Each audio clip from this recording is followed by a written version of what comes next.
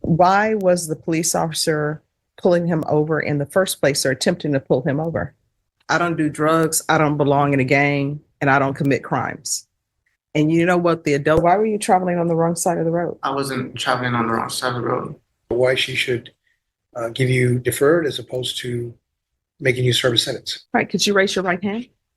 Do you solemnly swear or affirm the testimony you give will be the truth and nothing but the truth, so help you God? Yes. All right. You can lower your hand. State your name for the record.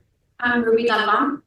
All right. Defense, you may proceed. Ms. Galvan, first thing I want to start with is, have you ever had difficulty with Camilas in terms of him violating the law, like what happened in this situation? No, sir. From the time he was a juvenile up until becoming an adult, has he given you trouble at home? No, he has not. Okay. So was this situation a surprise to you and the family when you found out that he'd gotten arrested? Yes, it was a big surprise to me. Okay. Since he's been on bond, has he followed all the rules of the court? Yes, he has. Okay.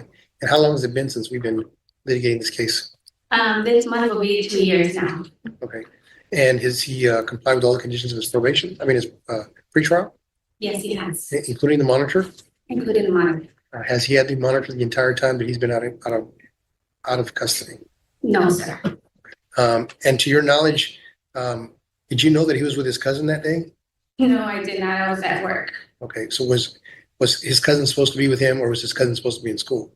His cousin was supposed to be at school his cousin lived nearby, but his cousin was supposed to be at school testing, I believe. Okay, and so that's another thing that maybe he didn't want to get discovered, that basically his cousin was playing hooky and he was helping him do that. That's not what it was. My nephew had been back and forth for the past week. His parent had kicked him out and he was staying at a cousin's house nearby. And I know that they had been seeing him during that week, just driving him back and forth to school. So Camilas was doing him a favor to get him to school? Correct. Okay. To your knowledge, had he been using any substances or drinking or anything like that when he was driving that day? No. Okay. And he still lived with time? Correct. Okay. Now, I've read in the PSI report that you might be undergoing some medical issues at this time. Is that right? That's correct. Can you tell the judge about that? Oh yeah. In September, I got Bell's palsy, so the right side of my face went totally paralyzed all the way down to my neck. So I'm still going through therapy and all that for that reason. Has Camilas been helping you with that? Oh yeah, he's been driving me to all my therapy appointments.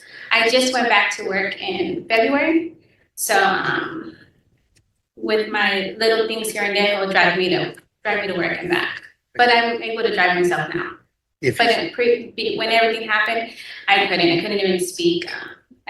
Most of my vision was very blurry and always running, like my eyes was tearing a lot. So he did a lot of driving for me. If he's granted probation by this court, is he allowed to continue to live in your home? Oh yes, me and his father fully support him. Are you confident that he will comply with any conditions imposed by the court? Oh yes, he will. He's been doing that for the past 2 years now. Okay. Anything else about him that you would like the court to know before she makes her decision about what to do with his case? This was 18 at the time, and I know that his thought process is still pretty young. He's still young. He's about to be 21 in July. He's done everything that he was supposed to do when he was in high school. He's graduated. I'm really proud of him because coming from a family of 10, I was the first to graduate. I was, the 10. I was child number 6, and I always wanted my son to kind of follow my footsteps. And he's my firstborn, so he graduated like he was supposed to. So he's never done anything bad. He's always helping the neighborhood, helping the neighbors. All the kids play basketball in front of our house because they're good role models. So that's how I raised them to be. That's witness judge. State. Ms. Galvan, you stated the car that your son was driving on the date of the offense, that was the car that you and his father bought him? That's correct. I remember graduating. Okay. And so there was an incident there, you didn't have a license plate. Is that correct? Correct. That was the week prior. We had a police report. that was missing. Okay, and so if I'm understanding correctly, you had instructed him to not drive the motor vehicle until you were able to obtain the new plates, and he did not follow your instructions. That's correct. Okay. Now, regarding his cousin, Damian Borjas, are they related through you or through your husband? They're related to my sister, my cousin. Okay, so Damian is your blood nephew. Correct. Okay, and he was 16 years old at the time, correct? That's correct. Okay, and so I guess he was kind of down and out at the time, right? Because he got kicked out, and have a place to stay, right? Mhm. And have you heard that your son Camillus initially instructed Damien to lie and say that he was the one driving because he was a juvenile, and Camillus thought that the law would be easier on him for punishment? Were you aware of that? At the time, I was not until everything happened, and then I was very saddened to hear that my nephew was in juvenile, knowing the fact that the situation was already in that week, getting kicked out. My sister hasn't been in his life since he's been since his father got custody of him, so that made me really sad. And I guess as a result of that, even though Damien wasn't driving, he had to stay in juvenile from May to August of 2023 until the authorities were able to further investigate and determine that Camillus was the driver of the vehicle. Were you aware of that? Yes, ma'am. Okay. And at the time of the offense, was Camillus living with you? That's correct. Okay, and was he working? Yes, he was working at Foot Locker. Okay. And I guess, do you know why he was not at work that day, or what was he supposed to be doing instead of what was going on? So he was supposed to be home. I don't think he was working on that day. Usually my sibling was the one picking up Damien back and forth that week. Okay. And I guess he knew that Damien needed to do star testing. And so I guess that's when he decided to go do it close by, was nearby. From what Yeah, he had some lessons. Correct. I'm not sure what that is. Do you recall if he was bleeding from anywhere? Probably is great. So did you see the video where he was being hit and he was having issues breathing because he blacked out from the impact? No, I did not. I mean, do you think that's fair that he had to sustain that just because Camillus didn't feel like stopping and obeying the authorities on that day? No, I did not. Possibly. Ms. Galvan, eventually the police came back and they tried to sort out who was driving the vehicle, correct? That's correct. And at some point, Camillus admitted that he was the one that was driving. That's correct. Is that right? So that his nephew wouldn't get stuck being prosecuted for something he didn't do. That's correct. And Camillus didn't do that because somebody forced him to. He volunteered to tell them, yes, it was me that was driving, it wasn't him. Yes, that's correct. I always told him to speak the truth. And in fact, when he did that, he probably didn't even have a lawyer at the time. That is correct. He did not have a lawyer yet. We didn't have the funds to get a lawyer. Do you remember what the circumstances were as to, did the police call him in for questioning? Did he go to their office? How did that happen? I was at work again that day, and the police came because he was supposed to do, I guess, UA that day, and they called him in to question him. That's So he went down to the pretrial to give a UA, mhm. and then the police decided to take advantage of that and question him about the case. That's correct. And it was in that setting, he didn't have a lawyer, correct? That's correct. And he voluntarily told them, hey, it was me driving, not my cousin. That's correct. And did Camillus relate that to you and his father after that happened? Yes. Okay. Does it surprise you that he did the right thing and admitted his responsibility in this case? It didn't surprise me that he did the right thing. He knows that he needed to do the right thing. Okay. And so you were perfectly fine with him doing that? Well, not that they questioned him without a lawyer. I wasn't okay with that. Okay. But you believe that's Hand. Do you solemnly swear or affirm the testimony you give will be the truth and nothing but the truth, so help you God? All right, you can lower your hand, state your name for the record. It is called.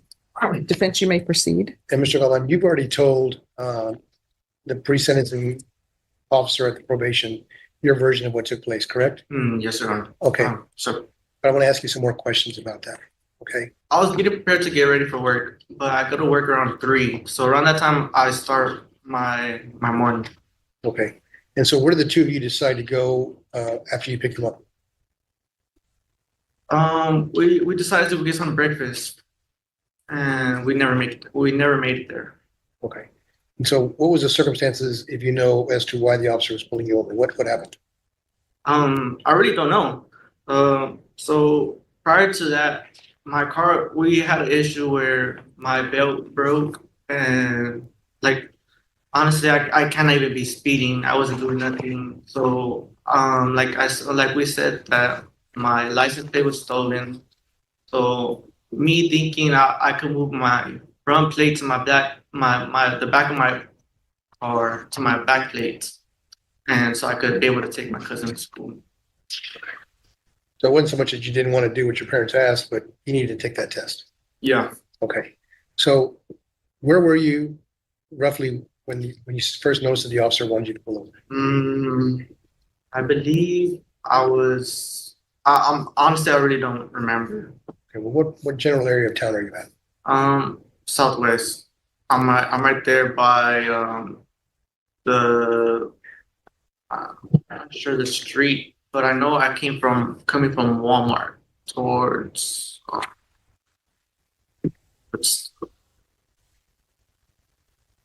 Not sure the street. Okay. Well, let me help you a little bit. So the biggest portion of the time when the officers are chasing you on Old Pearsall Road, is that right? Oh yes. Okay. And that's 410 and Highway 90 roughly. Is that correct? Oh yes, sir. Okay.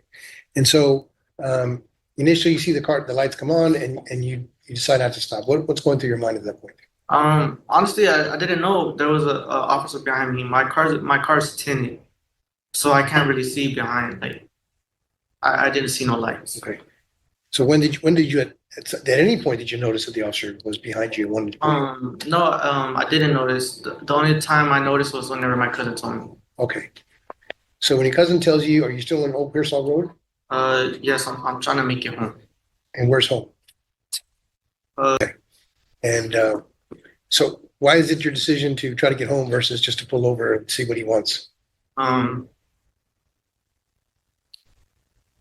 Just scared. Okay. Did you have any drugs or anything like that on you?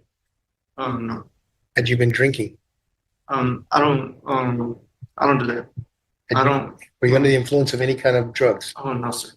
Did you have any warrants? Okay. Did you have anything in the car that was illegal? What about your cousin? Nope. My car was brand new. Like, I didn't have nothing in the car other than my insurance, the papers towards the car, nothing else. Okay. Did they find, once you and your cousin got found and you got arrested, did either one of you get found with any contraband on you? No, Your Honor. I mean, no, sir. Okay. So let's talk about after you do realize that the officer is behind you, at some point, as you told the judge, you just kept going to try to make it to your house. Yes. And how far were you from your house when this accident occurred? I didn't make it towards my house. I went a little bit further down. Okay. I'm a good kid. I graduated. I don't partake in any drugs or alcohol. I just stay at home. And on my free time, I like to restore shoes and clean them. So that's mainly what I do right now. That's what you said. All right. Let me just tell you something before the state starts. Whenever I would have people in my family who wanted to do something, you know what they would always start with? I don't do drugs, I don't belong in a gang, and I don't commit crimes. And you know what the adult would always say? Yeah, that's what you're supposed to do. So I want you to know that I'm internalizing everything that you're saying, and I understand that this is probably the first traumatic incident that you've had. So I want you to know that I'm listening to you. All right? All right, you may proceed with your questions. Mr. Galvan, so I'm a little confused and I'm just hoping that you can clarify a couple of things. Okay. So you were with your cousin Damien on the date of the offense, correct? Yes, And he was 16 years old on that date, correct? yes, ma'am. And it's your testimony that he had to take the STAR test, is that correct? Yes, ma'am. Okay, so back when I was in high school, STAR testing would start promptly at like 8:45 or 9 a.m. So why was you and your cousin out? This call started at 11:42 a.m. Like I said, he woke up late at 10. He still had the chance to take the STAR test. So I wanted to be able to help him. So I took him I was trying to take him to school. Okay. How do you know that he still had the opportunity to take the test? I believe they called him and they said that he was able to take the STAR test. Okay, and so then he contacts you and you agree to give him a ride. Initially, I don't know if I was the first contact, but I know I was the contact where he I was the only ride he had. Okay. And so even though he's already late to take the STAR test, you guys still were gonna stop for breakfast before you dropped him off at school? Yes, ma'am. Okay, all right. So then you said you're confused about why the officer was gonna pull you over, is that correct? Yes, ma'am. All right, and so you've reviewed the evidence in the case, correct? Yes, ma'am. Okay, and so if we have stipulated evidence that states that the officer observed you driving on the wrong side of the road and driving at excessive speeds, and that's when he decided to turn his lights on and pull you over, are you saying that he's lying in his report? Honestly, yes. Yes? Mhm. Okay, and so you said that you didn't see the red and blue lights because you have a tent. Mhm. Is that correct? Yes. Okay, and do you have hearing problems? No. Okay, so if the officer says that he had the sirens on, you're just saying that you were unable to hear them? We were listening to music at the time. Okay, so I guess how loud was the music? Loud enough that you wouldn't hear the sirens? Yes. All right, okay, and so then the officer decides to deploy his emergency lights and sirens, and then you don't stop, that's correct, right? Okay, and so once the lights and sirens come on, that's also activates the dash cam that is connected to the officer's vehicle. Are you aware of that? I'm not aware of it. Okay, so have you seen the video from the officer that was trying to pull you over? Yes. Okay, and so you can see your car driving at excessive speed, correct? After the fact. After the lights are already on. Mhm. Okay, and you're driving at excessive speed, correct? Okay, at one point you try to go get on 410 and then decide to turn around and drive the wrong way to get back on Old Highway or Old Pearsall Road, correct? Yes. Okay, and that's displayed in the video, right? Okay, and then when you're coming over the bridge on Old Pearsall Road, you said that you could see the deputy's patrol car, right? And the signs on the road? Not until I really got closer. Okay, Because I was mainly checking all my mirrors. I wasn't trying to cause any accident. okay, and so that deputy's dash cam, he also had an in-car, so the car that you collided with, that patrol vehicle, it had a dash cam as well. Are you aware of that? Yes. And so, I mean, have you seen that dash cam? That dash cam displays you driving on the wrong side of the road from when you're coming down off the bridge. I don't recall. You don't recall that? No, I wasn't. Like I said, I as soon as I got on the wrong side of the road was whenever I was on the lane he was trying to supply. So I lost control, and that's whenever I got on the wrong side. I was always on the proper side when I was driving. Okay. And so you collide with the patrol vehicle and you spin out. The patrol vehicle hits the deputy, sends him flying. Is that correct? I'm not. Oh, well, yes. Yes, right? Okay. And so when you get off of your vehicle, you see him lying on the floor, correct?